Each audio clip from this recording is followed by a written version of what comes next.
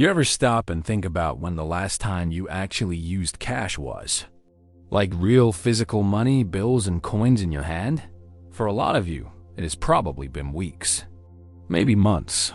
Some of you watching this might not even remember. And that should scare you. Not because cash is sacred, or because physical money is somehow morally superior, but because what is happening right now, this slow, quiet death of cash, it is not natural. It is not just technology evolving. It is being pushed hard. And the people pushing it are not doing it for your benefit. Today, we are going to talk about why a cashless society is one of the worst ideas that could ever be forced onto regular people. And I am not being dramatic here. This is not some conspiracy theory nonsense. This is about control, privacy, freedom, and what happens when you give a small group of powerful institutions complete power over every single dollar you earn and spend. So buckle up, because this is going to get uncomfortable. Let me start with something obvious that nobody wants to talk about. Cash is the last form of money that is truly yours. When you have a $20 bill in your wallet, that money belongs to you. You can spend it anywhere, anytime, on anything, without asking permission from anyone. You do not need internet access. You do not need a bank account. You do not need a smartphone. You do not need to wait for approval from Visa or MasterCard or PayPal or whatever payment processor happens to control your ability to buy things that day. Cash is freedom. Pure, simple, unglamorous freedom. But that is exactly why they want to get rid of it. Because freedom is messy. Freedom is hard to control. Freedom means people can do things without being watched, without being tracked, without being monitored. And in a world where every institution, from governments to corporations to banks, is obsessed with data and control, that kind of freedom is dangerous. To them. Now, before we go any deeper into this nightmare, I need you to do something for me. If you are sitting there nodding your head, if you are thinking, yeah, this does not feel right, hit that subscribe button for Disciplined Ego. We are building a community of people who are not afraid to question the systems being built around us, who want to understand what is really happening with money and power and control. Subscribe, turn on notifications, and let us keep exposing this stuff together. Alright, so let us talk about what a cashless society actually means. And I am not talking about the sanitized version they sell you in bank commercials. I am talking about the reality.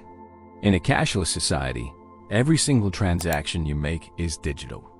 Every coffee you buy, every tank of gas, every grocery run, every medical prescription, every donation, every tip, everything goes through a digital payment system controlled by private companies and monitored by your government. Nothing is anonymous. Nothing is private. Everything is tracked, recorded, stored, analyzed. They will tell you this is about convenience. And sure, digital payments are convenient. I am not going to pretend swiping a card or tapping your phone is not easier than counting out bills. But convenience always comes with a cost. And the cost here is your privacy, your autonomy, and your security. Let us start with privacy. When you use cash, nobody knows what you bought except you and the person you bought it from. When you use a credit card or digital payment, you are creating a permanent record. Your bank knows. The payment processor knows. The merchant knows. And depending on what you bought and where, your government might know too. Every purchase is data, and that data is valuable. Banks sell it. Tech companies analyze it. Governments use it for surveillance. Maybe you are thinking, so what? I have nothing to hide. And that is exactly the response they are counting on. Because here's the thing. You might have nothing to hide today. But what about tomorrow? What happens when your government decides that certain purchases are unacceptable? What happens when banks start denying transactions for political reasons? We have already seen this happen. We have seen payment processors refuse service to people and organizations based on their politics.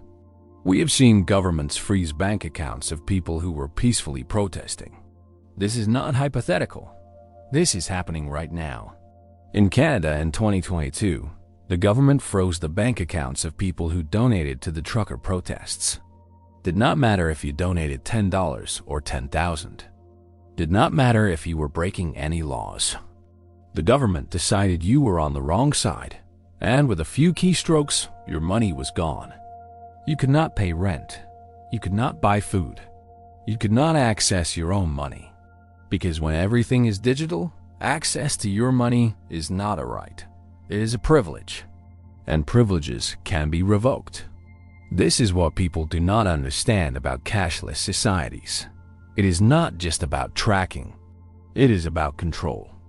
When all money is digital, whoever controls the payment systems controls everything.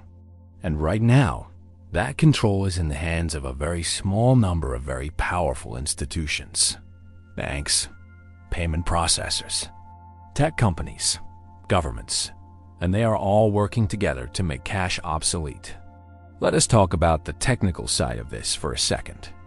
Because one of the biggest arguments for going cashless is that digital payments are more secure. No risk of theft. No counterfeiting. Everything is protected by encryption and passwords and fancy security systems. Except that is not true. Digital payment systems get hacked all the time.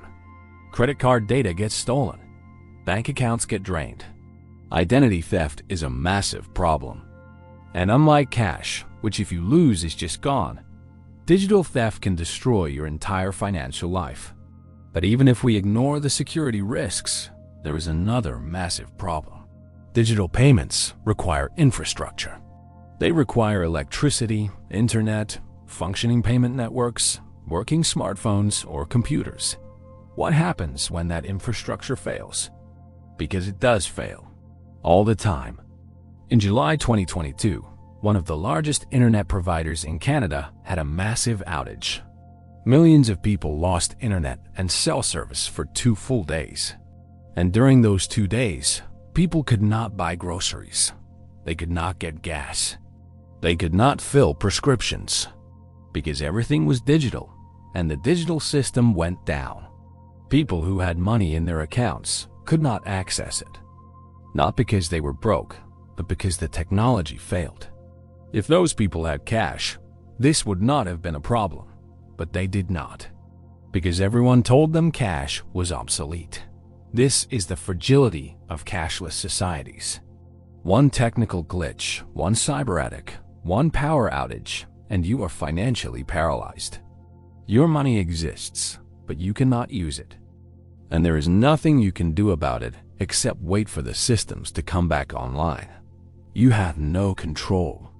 You are completely dependent on infrastructure that is controlled by corporations and governments who do not care about you. And let us talk about who gets hurt most by this. Because it is not the rich. Rich people will always have options. They have accounts in multiple countries. They have physical assets. They have connections. The people who get destroyed by cashless societies are the poor, the elderly, the marginalized, the people who do not have smartphones, the people who do not have bank accounts, the people who rely on cash because it is simple and accessible and does not require jumping through hoops. There are still millions of people in developed countries who do not have bank accounts. They work cash jobs. They get paid in cash. They spend cash. Going cashless means cutting them out of the economy entirely. How are homeless people supposed to accept donations if there is no cash? How are elderly people who do not understand technology supposed to buy food? How are undocumented workers supposed to survive? The answer is they cannot, and that is by design. Because a cashless society is not about helping people. It is about control and profit. Banks love digital transactions because they get to charge fees on everything. Payment processors love digital transactions because they take a cut of every purchase. Governments love digital transactions because they can track and tax everything. Nobody in power wants you to have cash because cash represents independence. And independent people are harder to control. Let me give you another example. Small businesses. You know why a lot of small businesses prefer cash? Because credit card companies charge them fees, sometimes as much as 3% of every transaction.